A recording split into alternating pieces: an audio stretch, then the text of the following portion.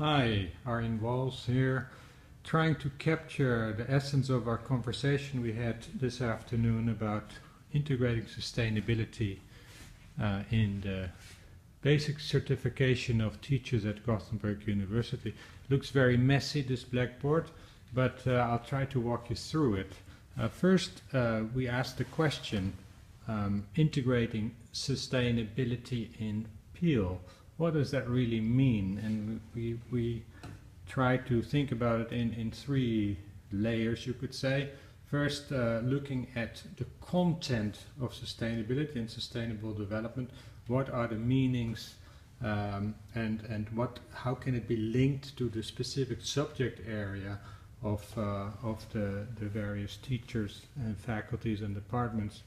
And that content, you could say, well, there is an ill-definedness in sustainability, and that it can mean very many different things. It's inevitably vague, you could say, and it's emergent. It depends on where you are, who you are, and also at what point in time that you look at it.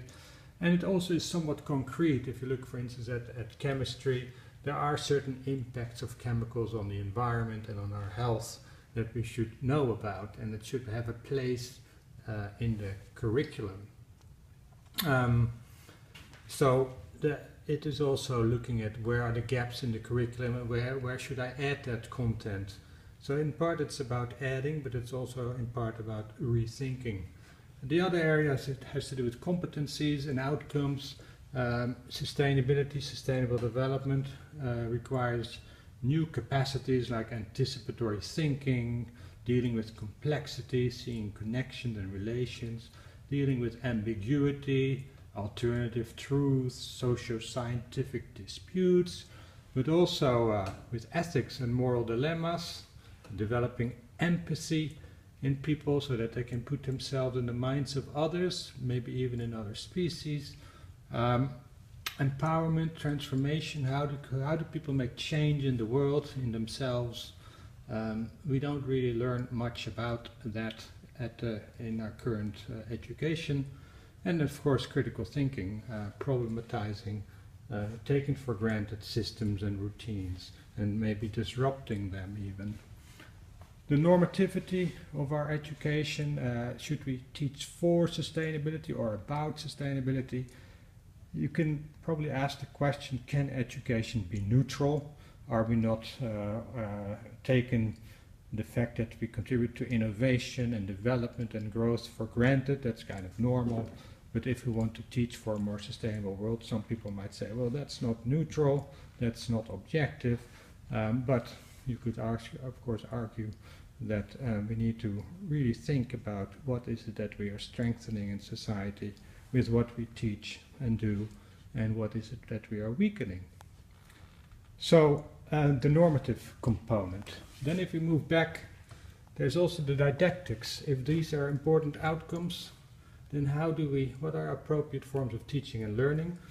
And we can talk about experiential learning, about social learning, the importance of boundary crossing and role playing, citizen science, monitoring changes in ourselves, in health, in the environment, action learning, and also the methods that we need to practice and learn, that like backcasting or participatory mapping, using play, drama, the arts, things that not everybody is used to in higher education, force field analysis. We should also practice with those kinds of methods, and in the course itself, of course, walking the talk, doing those methods in action. Then we asked the question, okay, what are current PIL objectives? Now, we don't know much about PIL, to be honest.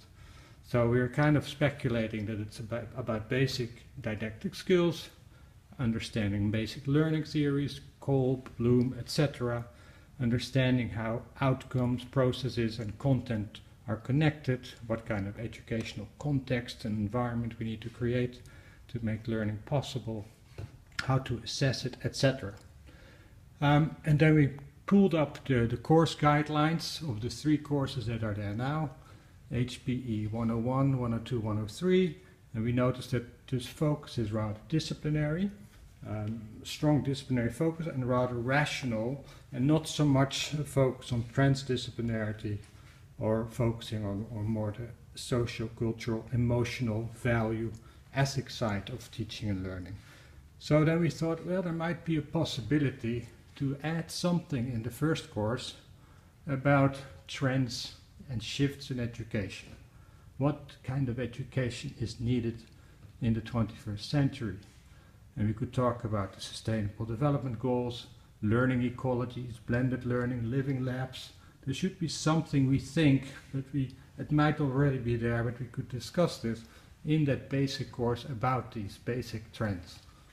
In the second course, maybe there's room to add something about transdisciplinarity and adding that social cultural dimension, where we reflect also on the normative dimension of education, and so in addition to the disciplinary focus, to have a complementary transdisciplinary focus. And in the third course, perhaps there can be space, if students choose to, for a nexus topic. That is a boundary crossing topic around, say, water, energy, food, climate, and maybe link that to the SDGs. So that students who want to, and maybe it should be required, but that's to be discussed, can also focus on an inter or transdisciplinary topic. So these were some of the things that we discussed, and consider them a conversation starter that we could maybe use for our continued conversation about how to integrate sustainability in the basic teacher qualifications at Gothenburg University.